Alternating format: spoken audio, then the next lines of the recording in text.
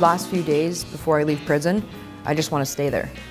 I wish that my time was longer because I get so scared. I was out for 4 months thinking it was going to be different this time. And then I got sent back to jail for another 2-year sentence.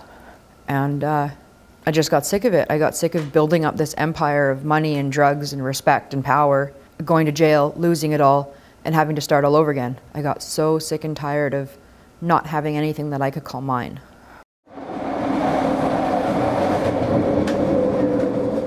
They have got one set of gates that opens up and it's wrapped in razor wire, and then another one. And this one's closing behind me and this one's opening. So I felt bombarded by emotion, like happy, oh my God, here's my freedom. Like I've been waiting for this. And then sadness, leaving a bunch of stuff behind that had become really familiar to me.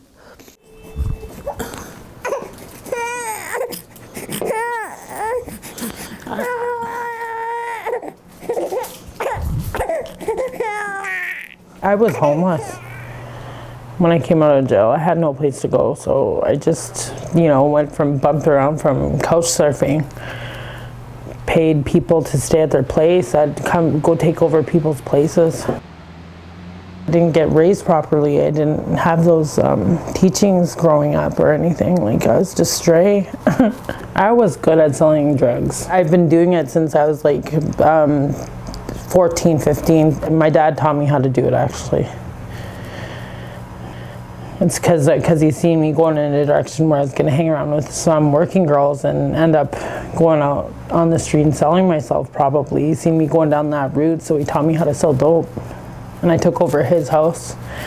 And the next door cracked 3 houses by the time I was 13.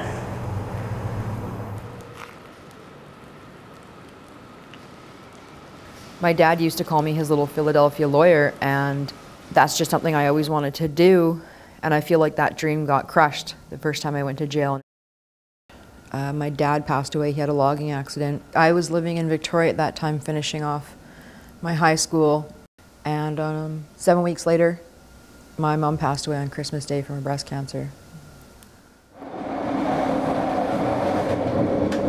One of the things that would stand out for me the most in my childhood would be the absence of my mom and dad. Like, my mom would be busy working all the time, or maybe hungover or too busy for me, and my dad would be in and out of prison. So I remember praying really hard, I'll be a really good girl if dad can come home. The very first time I ended up in jail was when I was 12, as soon as I was old enough to go to jail. I did an armed robbery with a whole bunch of my friends because of a double dare to A&W with a .22 shotgun, and ended up getting sentenced to 18 months.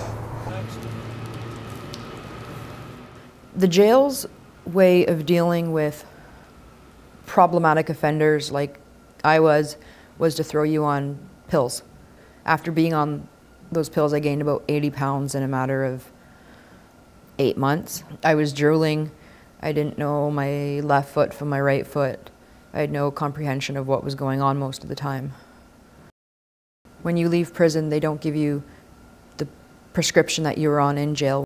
What replaces those prescription pills are the drugs.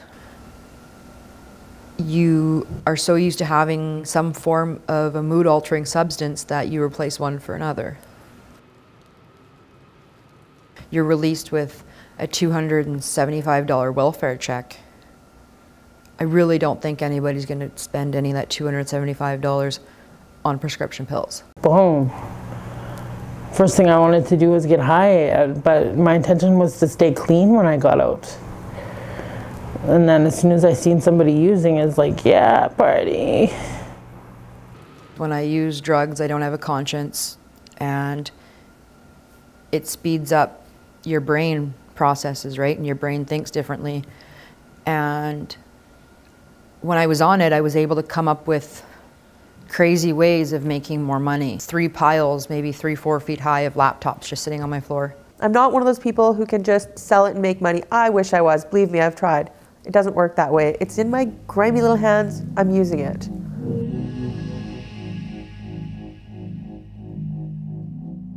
started using, so I didn't make nothing. I was pushing it for other people. I still made money, but I wasn't going in my pocket.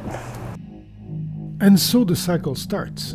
Addiction leads to crime, leads to jail, leads back to addiction.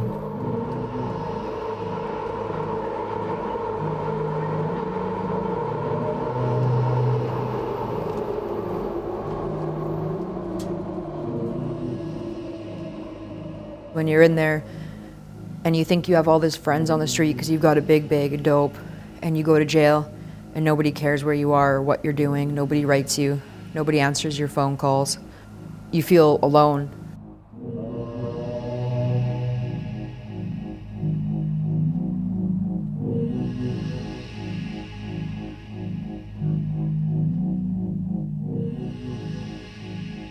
Most women that have been to prison have no idea how to open up a bank account, how to pay their bills, can't get a phone in their own name, they've screwed their own credit.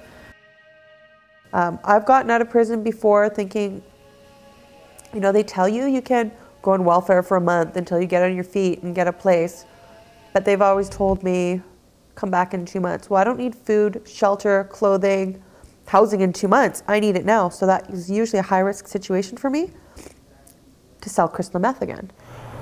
Do whatever you can to find a place, like a recovery house, if you want to stay clean before you leave. Try to get it set up before you leave so you have a bed.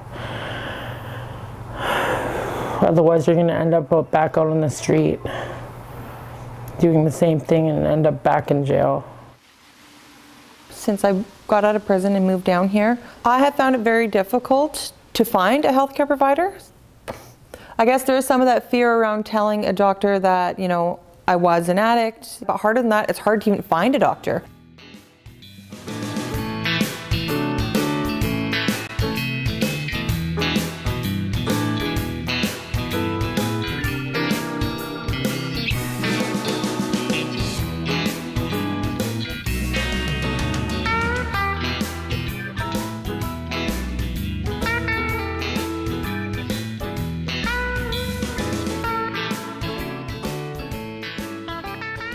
They wanted me to work behind the counter as like a office help. So I did all their little tests, and then they asked about a criminal record, and I was honest. I said, I have a criminal record. Yes, you're perfect for this. We need you, you know, criminal record, it doesn't matter. I think maybe they thought I would have like a parking ticket or something. Well, I bring in the record and they never called me again. So you can either lie, which I don't like doing, or you can tell the truth and be judged and probably not get the job. It's brutal for me to know that anybody with a computer can go online, plug in my first name, my last name, and every court date, every court appearance, every charge, absolutely everything comes up. You have to get your foot in the door by doing volunteer work or something. Have you done volunteer work? No, but I have to start.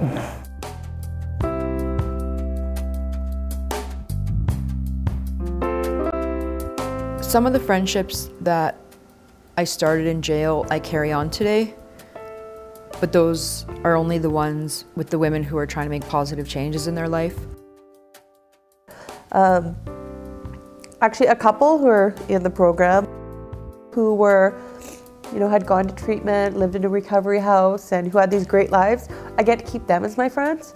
And so that's really cool. I had a slip, so it's another month again, because I went out for one night. I almost lost Alexis, and almost got cut off of my son Tyson.